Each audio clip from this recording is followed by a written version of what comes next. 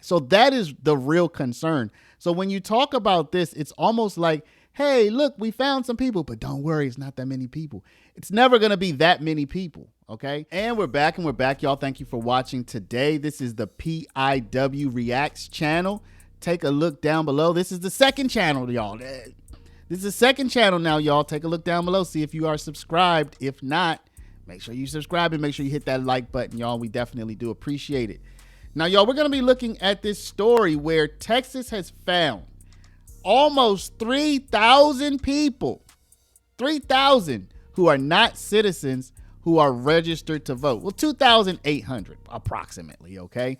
Now, this comes on the heels of our story that we talked about on the main channel, where Minnesota not only flagged voter fraud, okay? They flagged voter fraud and actually prosecuted people, but they also have a driver's license for all policy where they don't even care about your status of being in the country with or without permission. They're like, come on over to Minnesota and get you a driver's license. Oh, and by the way, yes, you can register to vote at the same time, okay? You can register to vote at the same time you get your driver's license. We're not even going to worry about your documentation, okay? So now here we have Texas that has flagged 2,724 potential non-citizens in voter roll review. Let's take a look. Millions of registered voters across the state, including thousands here in Bexar County, are now under review. This comes after the Secretary of State's office says more than 2,700 voters across the state have been identified as being potential non-citizens. The state was able to compare the registration list with a federal database and found some of those voters were right here in Bexar County. News 4 San Antonio's Ethan Trejo live at a polling site to tell us how they're trying to verify or remove them.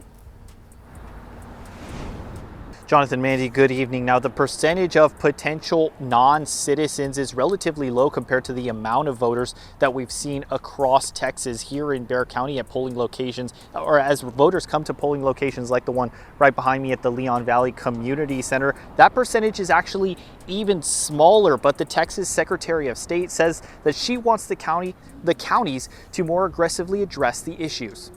Texas used a federal database known as the Systematic Alien Verification for Entitlements, or SAVE program. It essentially confirms citizenship status of any potential non-citizen before granting benefits such as voting. Texas ran that list against its own list of registered voters, and that's where they found the 2,724 potential standouts, with 201 of those being in Bexar County. That's 0.016% of total voters in the county. In a statement, Texas Secretary of State Jane Nelson praised the federal government for sharing the national database.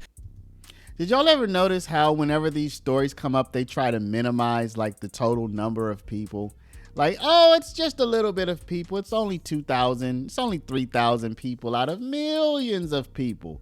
Okay, y'all found 2,000 or 3,000 people out of millions of people. But when it comes to voter fraud, like we say in the other story where we're talking about Minnesota, and by the way, there's another story in Maine right now where ballots were found in an Amazon package at the same time that Maine is doing two things. One, they're resisting giving the information about their voter rolls to the federal government. So they're actually under lawsuit right now because they don't want to share that information.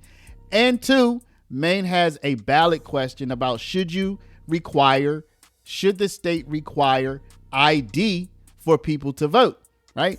The Maine actually wants people to be able to vote without ID, but the opponents to that were able to get onto the Maine ballot like, hey, let's see if we can get the people to come up and say, yeah, we're going to require ID to vote in our elections.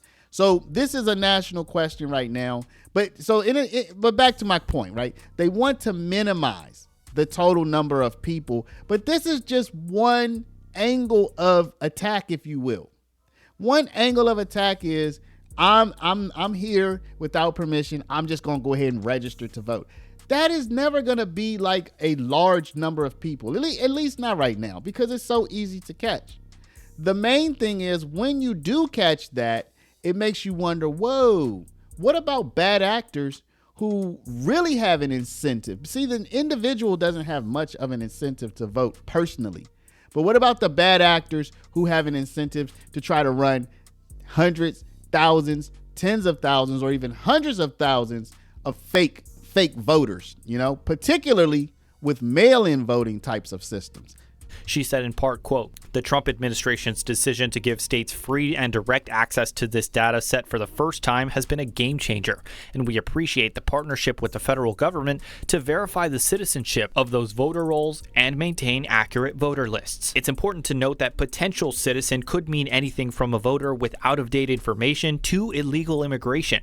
The state relies on the county to verify that information, and Nelson's office said they have notified all counties with potential non-citizens of the names. The county registrar notifies anyone who is marked as a potential non-citizen. The recipient then has 30 days to verify their citizenship or risk losing the ability to vote.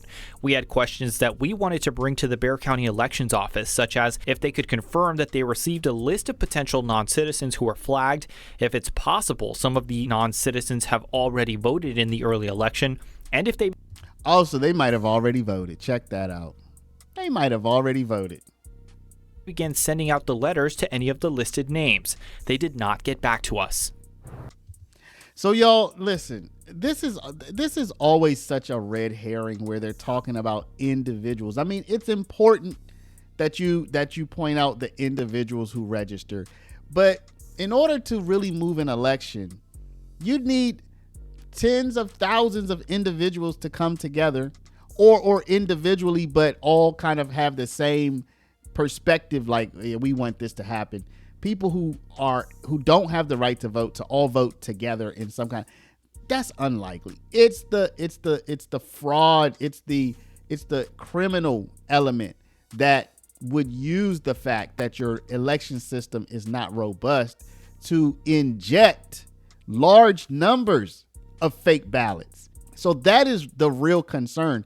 So when you talk about this, it's almost like, hey, look, we found some people, but don't worry, it's not that many people.